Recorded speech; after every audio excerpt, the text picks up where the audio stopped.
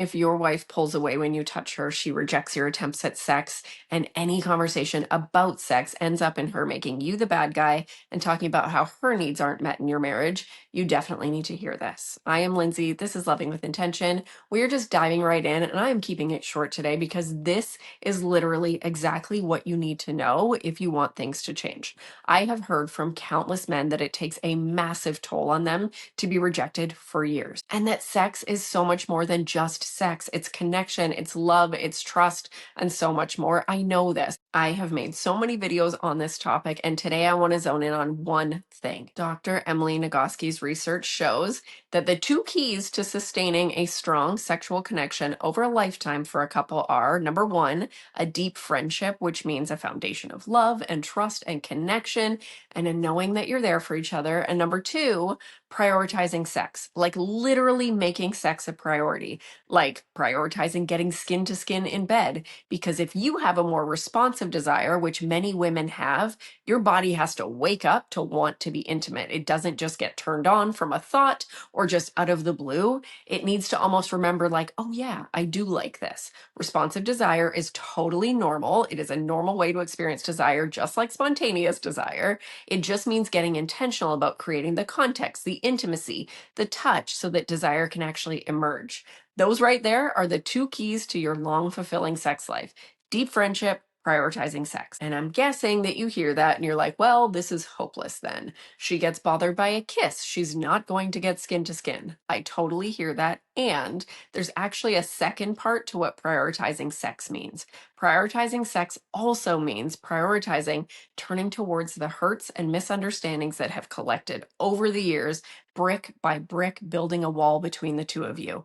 And the current hurts too. Making sex a priority means making your relationship and your marriage a priority. It means choosing to do the healing work. It is undeniable that there's hurt there on both sides. When it comes to sex and outside of sex, just in your marriage in general, there's hurts. So knowing that these are the actual keys according to the research, it makes so much sense that sex falls off the face of the earth in so many marriages because we never learn how to do relationships.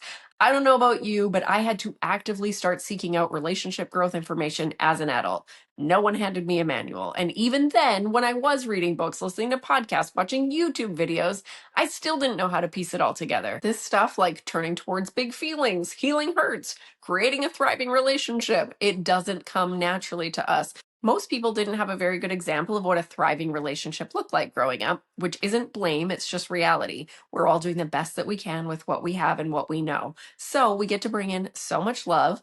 The truth is, if you want to get back to a place where you and your wife are prioritizing sex in your marriage, it usually doesn't start in the bedroom. If you're lacking the deep friendship and trust, and you have a brick wall of hurt and unhealthy patterns between you two, that's where to start. I will scream it from the rooftops. Create emotional safety in your marriage.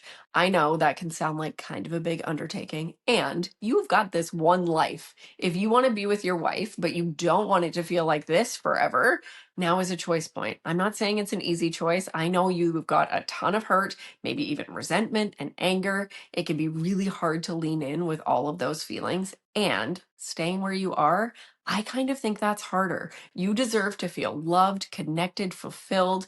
This doesn't just affect your marriage, it affects your life. And right now you get to choose. Don't change a thing and watch things stay the same or get worse, or start doing the work, the kind of work that actually creates change to create the kind of marriage that you would totally love. And I say this with so much compassion, truly. And if you're like, well, where the heck do I even start? You can comment roadmap for my free love journey roadmap. It captures the 3 pillars of my love journey process that I take all of my clients through. It is all about rebuilding that foundation, creating emotional safety, that healing, creating new patterns. It is exactly where I would start. This roadmap isn't about sex. It's about zooming out of the bedroom. And this isn't you just doing this for your wife. It's not even you just doing this just for sex. The choice needs to come from you wanting a happier marriage and life all around. It really, really starts here. So that's your intentional action for the day. Comment roadmap and dive on in. It may require getting deeper support at some point, but let this be your starting point. We know the keys that it takes to create a fulfilling sex life, and you deserve all of it. You have so got this. I'm sending so much love into your day. Thank you so much for being here. And please check out the video on the screen where I talk more about responsive versus spontaneous desire, which I mentioned at the beginning of this video. Having an understanding of this will help so much more as you dive into creating that foundation. And remember, nothing changes if nothing changes. So let's have a super intentional week.